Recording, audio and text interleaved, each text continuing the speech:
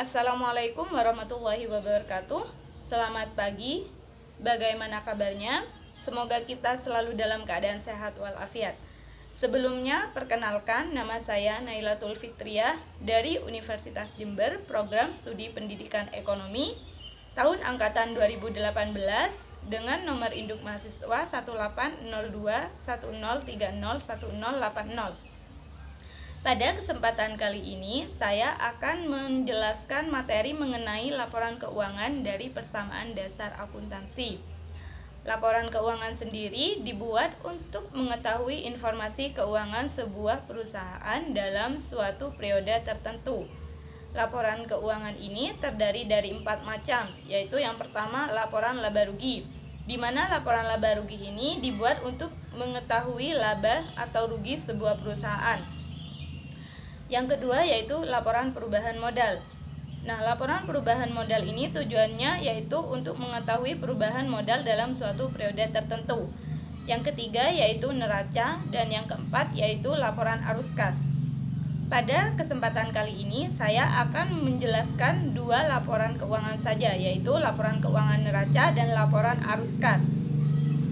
Langsung saja kita masuk ke pembahasan materi, yaitu yang pertama laporan keuangan neraca. Neraca adalah laporan keuangan yang dibuat untuk menunjukkan posisi aset atau harta, utang atau kewajiban, dan ekuitas atau modal. Jadi dalam laporan neraca ini terdiri dari 3 komponen, yaitu aset atau harta, utang atau liabilitas, dan modal atau ekuitas. Berikut saya lampirkan persamaan dasar akuntansi Biklin, di mana Biklin ini adalah perusahaan jasa laundry yang dari persamaan dasar ini diketahui bahwa jumlah kas yaitu sebesar Rp2.350.000, jumlah piutang yaitu sebesar 0, jumlah perlengkapan yaitu sebesar Rp700.000, dan jumlah peralatan yaitu sebesar Rp8.500.000. Nah, jadi jumlah aset Biklin ini yaitu sebesar Rp11.550.000. Untuk jumlah hutang atau liabilitasnya yaitu sebesar 0, dan jumlah modal akhirnya yaitu sebesar Rp11.550.000. Modal akhir ini diperoleh dari laporan perubahan modal. Pada kasus ini, jumlah aset sudah sama dengan jumlah liabilitas ditambah modal, yaitu sama-sama sebesar Rp11.550.000.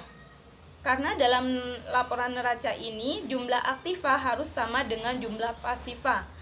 Nah, untuk pembahasan selanjutnya yaitu laporan arus kas. Tujuan dibuatnya laporan arus kas yaitu untuk mengetahui pengeluaran kas dan penerimaan kas dalam suatu periode tertentu. Dalam laporan arus kas ini terdiri dari 3 komponen, yaitu yang pertama arus kas dari aktivitas investasi, dan yang kedua arus kas dari aktivitas usaha, yang ketiga yaitu arus kas dari aktivitas pendanaan. Arus kas dari aktivitas usaha yaitu contohnya seperti pendapatan tunai, di mana pendapatan tunai ini sifatnya menambah kas. Yang kedua yaitu pelunasan piutang dari pelanggan, di mana pelunasan piutang ini sifatnya juga menambah kas. Yang ketiga yaitu pembayaran beban secara tunai, di mana pembayaran beban ini sifatnya mengurangi kas. Yang keempat yaitu pembelian perlengkapan secara tunai, di mana pembelian perlengkapan ini sifatnya mengurangi kas. Dan yang terakhir yaitu pembayaran pajak, di mana pembayaran pajak ini juga sifatnya mengurangi kas perusahaan. Komponen selanjutnya yaitu arus kas dari aktivitas investasi. Nah, dalam komponen ini semua transaksi pembelian aset tetap secara tunai. Misalnya pembelian peralatan secara tunai, di mana pembelian peralatan, kendaraan, atau aset tetap ini sifatnya mengurangi kas. Sedangkan yang penjualan aset tetap ini sifatnya menambah kas. Nah, untuk komponen yang terakhir yaitu komponen arus kas dari aktivitas pendanaan. Misalnya seperti penyetoran modal awal berupa kas. Ini sifatnya menambah kas. Yang kedua yaitu penambahan modal dari pinjaman bank. Ini sifatnya menambah kas. Dan yang ketiga yaitu prive. Prive ini mengurangi dana kita, mengurangi modal kita. Jadi ini sifatnya mengurangi kas. Dan yang terakhir yaitu membayar hutang kepada bank. Membayar hutang ini sifatnya mengurangi kas. Dari transaksi Biklin ini yaitu terdapat transaksi yang harus dimasukkan ke dalam laporan arus kas. Yaitu yang pertama pendapatan tunai, yang kedua pelunasan dari pelanggan, yang ketiga membayar gaji karyawan, yang keempat membayar telisa, dan yang kelima yaitu membeli perlengkapan secara tunai. Jadi hasil kas di laporan arus kas ini harus sama dengan hasil kas di persamaan dasar akuntansi. Dalam persamaan dasar akuntansi diketahui jumlah kasnya yaitu sebesar Rp2.350.000 dan di laporan arus kas diketahui jumlah kasnya yaitu sebesar Rp2.350.000. Nah, ini sudah sama. Jika sudah sama berarti ini menunjukkan sudah laporan arus kas yang kita susun itu benar. Nah, jika terjadi kesalahan maka jumlah yang di laporan arus kas tentu akan berbeda dengan jumlah yang di persamaan dasar akuntansi. Jika terjadi kesalahan seperti itu maka kita harus mengkoreksinya lagi dari awal.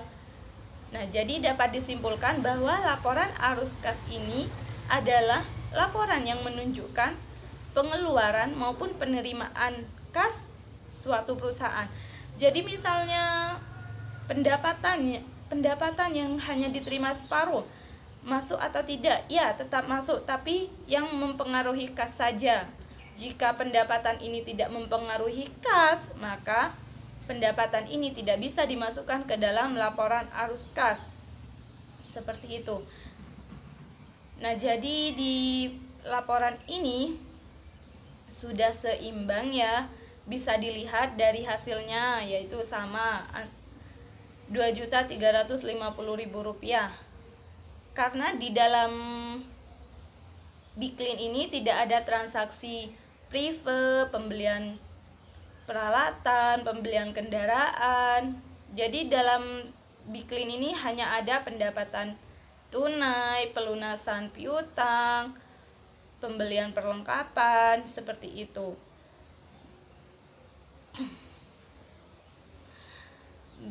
Baik, itu saja yang bisa saya sampaikan. Mohon maaf apabila ada kesalahan. Wassalamualaikum warahmatullahi wabarakatuh.